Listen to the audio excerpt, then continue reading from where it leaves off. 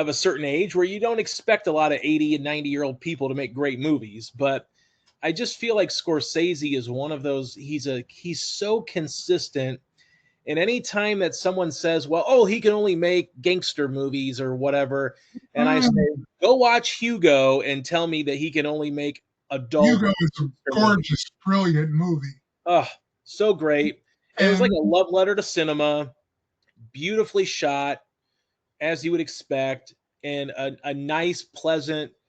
I wouldn't say it's a departure. It's a departure in tone, maybe, but he's never been a departure from great filmmaking, and that's what that is. And I think Scorsese's, everybody's going to have their favorites, and I wouldn't necessarily say, like, when I say, oh, these are my favorite directors working today, Scorsese's at the top of that list, but his body of work speaks for itself.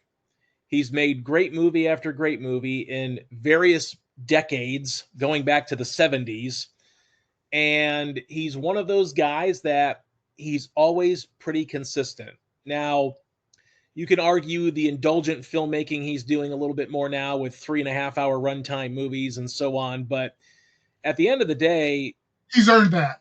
he's earned it. And you got to take notice when a Scorsese movie is coming out, because odds are it's going to hit and it's going to be well received and it's going to get nominated for a bunch of Oscars. And even if it doesn't win, like a Killers of the Flower Moon, you still need to take notice, because Scorsese has really not lost that ability to make great films and just be a cohesive director that, he's not writing his own movies like a Tarantino or a PTA or somebody like that.